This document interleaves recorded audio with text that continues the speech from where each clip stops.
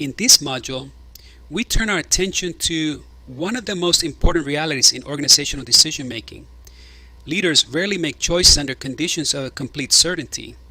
In business, policy, technical, and operational settings, decision makers are often expected to act before every variable is known, before every outcome can be guaranteed, and before every risk can be eliminated. That is not a failure of decision making. It is the normal condition under which serious decisions are made.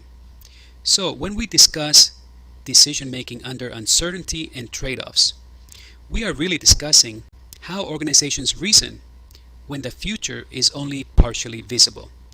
This topic matters because uncertainty changes the character of a decision.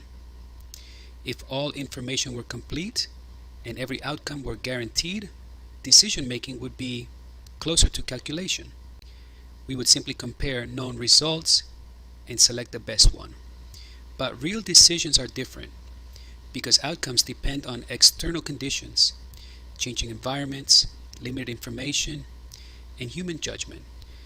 A strategy that appears reasonable today may produce a different result tomorrow because markets shift, customers behave unexpectedly, or new information emerges after the decision has been made. That is why this module focuses on the relationship between uncertainty, alternatives, risk, and recommendation. A decision is rarely just a choice between a good option and a bad option. More often, it's a choice among several imperfect options, each with its own possible benefits, limitations, and consequences. One option may offer a stronger reward, but also expose the organization to greater uncertainty. Another option may appear safer, but may limit future opportunity. Decision makers need a way to compare these possibilities without pretending uncertainty has disappeared. As we move through the module, we will look at strategic and operational decisions. Strategic decisions usually involve broader direction, long-term positioning, resource allocation, or organizational priorities. Operational decisions are often closer to daily execution, how work gets done, how resources are scheduled, and how teams respond to conditions. Even though these levels are different, uncertainty affects both. A long-term strategy can be disrupted by external forces, and a routine operational choice can become complicated when conditions change. We will also examine the role of decision frameworks. Frameworks do not remove uncertainty, and they do not guarantee that the final choice will be perfect. What they do is provide structure. They help decision makers organize information, evaluate alternatives, compare expected outcomes, and make the reasoning behind a recommendation more transparent. This matters because decisions should not rely only on instinct or confidence. Intuition can be useful, but it needs to be disciplined by evidence and a clear understanding of what remains uncertain. Another central idea in this module is the trade-off. Trade-offs are unavoidable because most meaningful decisions involve tension between competing goals. An organization may want speed, but speed can increase error. It may want innovation, but innovation can require investment and tolerance for failure. It may want stability, but too much stability can prevent adaptation. The purpose of analyzing trade-offs is to understand whether the potential benefits of an option are reasonable when viewed alongside the risks, constraints, and uncertainty attached to it. This is also where recommendations become more sophisticated. A weak recommendation sounds certain even when the situation is uncertain. It presents one option as if the evidence were complete and the outcome were obvious. A stronger recommendation explains the expected outcome, identifies the uncertainty around that outcome, and communicates why the recommended option is still reasonable compared with the alternatives. Good decision making is not only about choosing, it is also about explaining the basis for the choice in a way that others can evaluate. Throughout this module, keep in mind that uncertainty does not mean decision makers are helpless. It means they need to reason more carefully. They need to ask what information is available, what information is missing, what assumptions are being made, how alternatives compare, what risks matter most, and how confident they should be in the expected outcomes. This kind of reasoning prevents organizations from confusing preference with evidence or optimism with analysis. So the focus of this module is practical and analytical at the same time. We are not trying to eliminate uncertainty because organizations cannot do that. Instead, we are learning how to work within this uncertainty by evaluating alternatives, recognizing trade-offs, communicating risk, and developing realistic recommendations. That is the foundation for decision making under uncertainty and trade-offs. When we examine how uncertainty influences strategic and operational decisions, we have to begin with a practical observation. Organizations almost never have complete information about future conditions. Decision makers may have forecasts, dashboards, historical trends, expert opinions, and models, but all of that still points toward a future that has not happened yet. The purpose of analysis is not to create perfect certainty, because that standard is impossible in organizational life. Instead, analysis helps leaders understand what is known, what is reasonably expected, and what remains uncertain enough to affect the decision. This matters because uncertainty shapes both the content of a decision and the confidence behind it. A strategic decision, such as choosing a long-term direction, allocating major resources, or changing an organizational priority, depends heavily on assumptions about future conditions. Those assumptions may involve demand, competition, technology, regulation, costs, staffing, or economic pressures. Even when the decision is well supported, the outcome can still change because the environment around the organization changes. So a strategic decision is not simply about selecting the best available option. It is also about judging how durable that option might be under conditions that may shift over time. Operational decisions are affected by uncertainty in a different but equally important way. These decisions are often closer to immediate execution, such as how to schedule resources, assign work, respond to delays, manage capacity, or adjust the process when conditions are not ideal.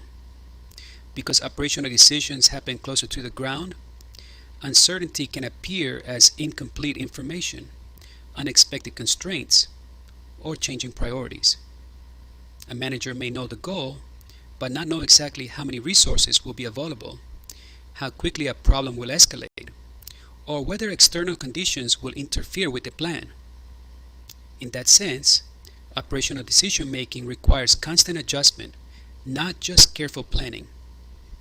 One reason uncertainty is so challenging is that even well-supported decisions may produce different outcomes depending on external factors. A recommendation may be based on the best information available at the time, and the reasoning may be sound, but the final result can still differ from what was expected. That does not automatically mean the decision was careless or irrational. It means the outcome was partly shaped by factors outside the decision maker's control. This distinction is important because we should evaluate decisions by the quality of the reasoning, not only by whether the outcome later happened to be favorable. In graduate level decision analysis, this distinction becomes especially important because organizations need to avoid judging decisions only in hindsight. After an outcome occurs, it's easy to look backward and assume that the result should have been obvious. But before the decision was made, the available information may have supported more than one reasonable path. Uncertainty means that decision makers must consider ranges of possible outcomes rather than pretending there is only one future. The quality of the decision depends on whether those possibilities were evaluated honestly and whether the organization understood the conditions under which the decision might succeed or fail. Uncertainty also forces decision makers to compare alternatives more carefully. When the future is unclear, is not enough to ask which option looks best under ideal conditions. A stronger analysis asks how each option performs if assumptions change, if resources become limited, or if an external factor disrupts the plan. A decision that seems attractive under one set of conditions may be less reasonable when the full range of uncertainty is considered. At the strategic level, this kind of thinking helps organizations avoid overcommitting to a single view of the future. Leaders may still choose a direction, but they should understand the assumptions that support that direction, and the signs that would indicate those assumptions are weakening. At the operational level, the same thinking supports flexibility, because teams need to know not only what the plan is, but also how to respond when information changes. In both cases, uncertainty does not eliminate the need for decisions. It increases the need for disciplined reasoning. This is why understanding uncertainty is essential for making informed choices.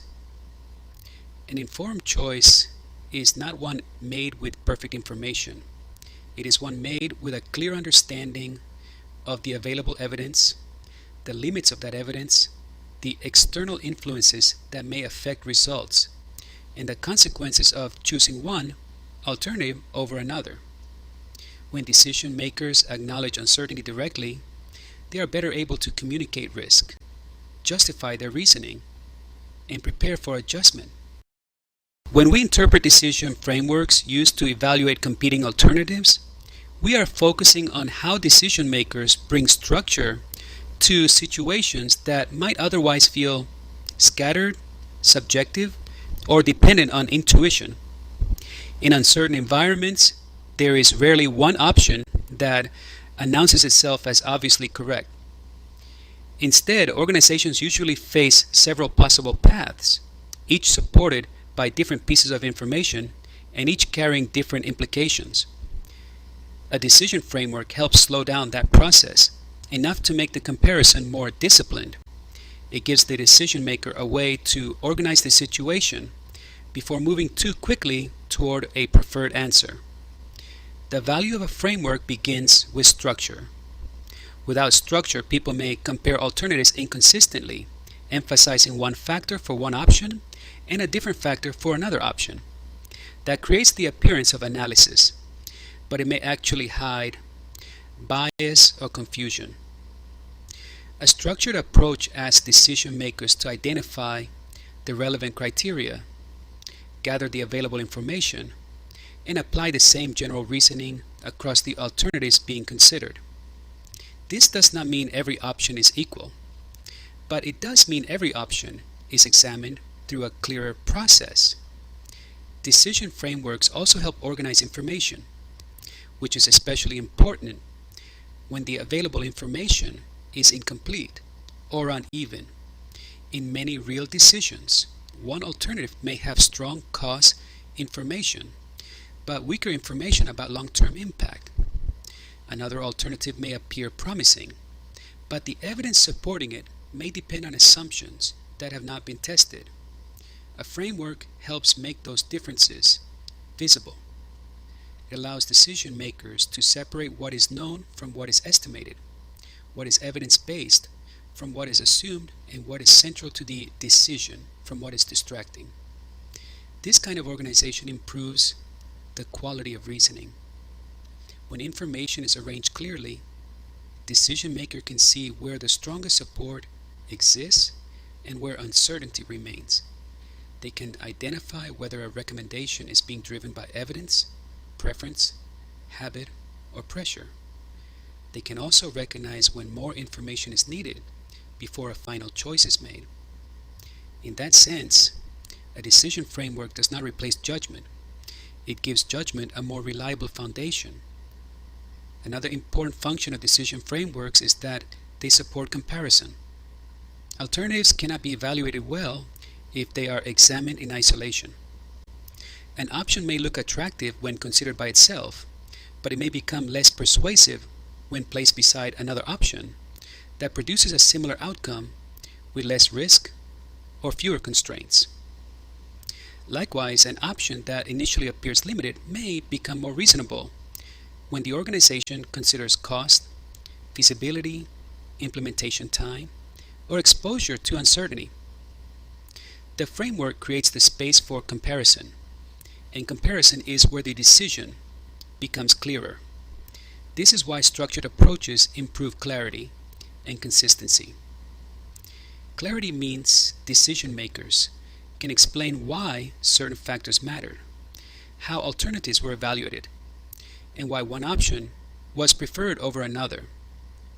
Consistency means the decision process does not shift arbitrarily depending on who is speaking, which option is favored, or which pressure feels most urgent at the moment. In organizations, both clarity and consistency matter because decisions often need to be defended, communicated, reviewed, and adjusted. Relying on intuition alone can be especially risky in uncertain decision making. Intuition may reflect experience, and experienced judgment can be valuable. But intuition can also reflect bias, incomplete memory, overconfidence, or attachment to familiar patterns. A framework does not require decision makers to ignore experience. Rather, it asks them to place experience within a process that can be examined. Graduate level decision making requires this kind of disciplined interpretation because frameworks are not mechanical formulas that automatically produce the correct answer. They are tools for reasoning. A framework can help compare alternatives, but the decision maker still has to decide which criteria matter and how uncertainty should be handled. That means interpretation remains essential. The framework supports the process, but it does not remove responsibility from the person or group making the recommendation. So when we interpret decision frameworks, we are not simply naming a tool or following a checklist. We are examining how structured reasoning helps organizations evaluate competing options in a way that is clearer, more consistent, and more accountable. The goal is not to eliminate judgment, but to improve it. A strong framework gives decision makers a disciplined way to organize information, compare alternatives, and explain why a particular choice is reasonable under the conditions they face. When we analyze trade-offs between risk and potential outcomes, we are dealing with one of the most practical parts of decision making. Every meaningful decision requires some kind of balance because decision makers are rarely choosing between a perfect option and a terrible option. More often, they are choosing among alternatives that each offer a combination of possible benefits, possible costs, and possible risk. The challenge is not simply to identify which option has the most attractive outcome, but to determine whether that outcome is reasonable when the uncertainty around it is taken seriously. Risk enters the decision process because outcomes are not guaranteed. An option may promise a strong result, but that result may depend on assumptions that could fail. Another option may appear less ambitious, but it may also expose the organization to fewer negative consequences if conditions change. This is where trade-off analysis becomes essential. It helps decision makers avoid looking only at the upside of an option and forces them to consider what could go wrong, how likely that risk may be, and how damaging the consequences could become. In organizational decisions, potential benefits are often easier to discuss than risks because benefits are connected to goals people already want to achieve. Leaders may want higher efficiency, better performance, reduced costs, stronger competitiveness, or improved service quality. Those outcomes are important, but they cannot be evaluated in isolation. A decision maker has to ask whether pursuing those benefits introduces uncertainty that the organization can realistically tolerate. The possible reward has to be examined alongside the exposure created by trying to obtain it. This is why the slide emphasizes that decision makers evaluate whether potential rewards justify uncertainty. That phrase matters because uncertainty is not automatically a reason to reject an option. Some decisions are worth pursuing because the potential outcome is valuable enough to accept a certain level of risk. However, Accepting risk should not mean ignoring it. A disciplined decision maker asks whether the organization understands the risk, whether it has the capacity to manage the risk, and whether the expected benefit is strong enough to make the uncertainty acceptable. Risk must also be considered alongside expected outcomes, because an expected outcome can create a misleading impression of confidence. If an option is expected to produce a favorable result, it may sound reasonable at first, but expected outcomes are often based on assumptions, estimates, and probabilities, rather than guarantees. Two alternatives may have similar expected outcomes, yet one may carry much greater downside exposure. If decision makers look only at the expected result, they may miss the fact that one option could cause greater harm if conditions turn against them. A trade-off, then, is not just a compromise. It is a structured recognition that gaining one advantage may require giving up another form of value or accepting another form of exposure. Choosing speed may reduce the time available for review. Choosing cost reduction may create pressure on quality or staffing. Choosing innovation may increase uncertainty because the organization is entering less familiar territory. These are not automatically bad choices, but they need to be understood as choices with consequences. The purpose of analyzing trade-offs is to determine whether an option is reasonable, not whether it is flawless. This distinction matters because many organizational decisions remain imperfect even after careful analysis. A reasonable option is one where the expected benefits, the risks, the uncertainty, and the organizational constraints have been considered together. It may still involve risk, but that risk is not hidden or treated casually. It is part of the reasoning that supports the final decision. This kind of analysis also helps decision makers communicate more clearly. When a recommendation includes trade-offs, it becomes easier for others to understand why a particular option was chosen. Instead of presenting the decision as if only one answer existed, the decision maker can explain that one alternative offers stronger potential benefits, another offered lower risk, and the recommended path provided the most reasonable balance under the circumstances. That makes the recommendation more transparent and credible. So when we analyze trade-offs, we are asking a disciplined question. What does the organization gain? What does it risk? And is that balance reasonable? That question keeps decision making grounded. It prevents overconfidence when rewards look attractive, and it prevents excessive caution when uncertainty is present but manageable. Ultimately, trade-off analysis helps decision makers move beyond preference and toward reasoned judgment. When we evaluate how uncertainty affects decision recommendations, we are moving from analysis into communication. A recommendation is not just the final answer at the end of a decision process. It explains what should be done, why that choice is reasonable, what outcome is expected, and how much confidence decision makers should place in that expectation. This matters because recommendations are often based on incomplete information, which does not automatically make a recommendation weak. It means the recommendation must be presented honestly about what is known and what remains uncertain. In many organizational settings, decision makers are under pressure to sound confident. They may feel that a recommendation will be taken more seriously if it is presented as firm, direct, and certain. But confidence without context can be misleading. When the available information is incomplete, a responsible recommendation should not pretend that uncertainty has disappeared. Instead, it should explain the expected outcome, while also making clear the conditions, assumptions, and limitations that shape that outcome.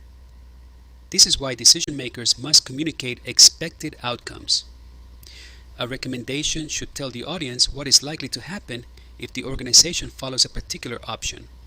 That expected outcome may involve performance, cost, efficiency, risk reduction, improved capacity, or another organizational result. However, the recommendation becomes stronger when the expected outcome is not treated as a guaranteed promise.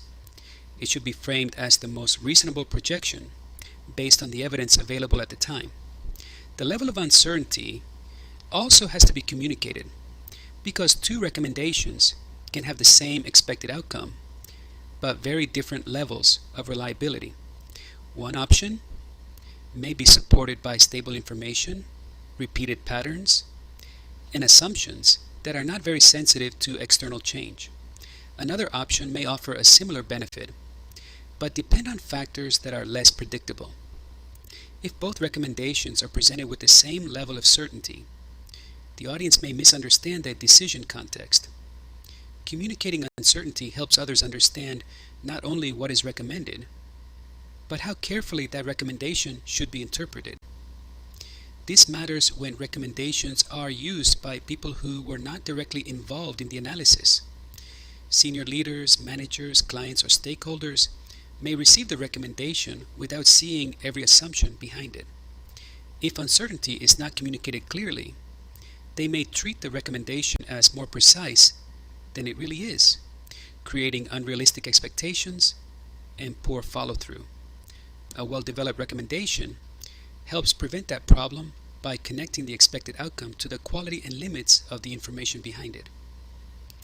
Uncertainty affects how realistic and informed recommendations can be because it changes what the recommendation is able to claim. A realistic recommendation does not overstate what the evidence can support. It does not hide risk, ignore missing information, or present a preferred option as if no alternatives exist. An informed recommendation shows that alternatives were considered, trade-offs were weighed, and uncertainty was included in the reasoning. That recommendation is more useful because it gives decision makers a clearer basis for action. At the same time, acknowledging uncertainty does not mean weakening the recommendation. This is a common misunderstanding. Some people assume that if a recommendation includes uncertainty, it sounds less decisive. In reality, the opposite is often true. A recommendation that clearly explains uncertainty can be more credible because it shows discipline, judgment, and awareness of the decision environment. It tells the audience that the recommendation was built on careful evaluation of what can and cannot be known. The practical goal is to recommend action without pretending the future is fully controlled. Decision makers still need to choose, commit resources, and move forward. They cannot wait forever for perfect information, but they can make the recommendation more responsible by explaining the expected outcome, identifying the level of uncertainty, and clarifying the conditions that could affect the result. This allows the organization to act while remaining prepared to monitor, adjust, or reconsider if the situation changes. So, when uncertainty affects decision recommendations, the main issue is not whether a recommendation can be made. Recommendations can and often must be made under uncertainty. The issue is whether the recommendation communicates the decision clearly enough for others to understand its basis, its expected outcome, and its limits. A strong recommendation does not promise certainty where it does not exist. It gives the organization a reasoned path forward while remaining honest about the uncertainty that surrounds that path.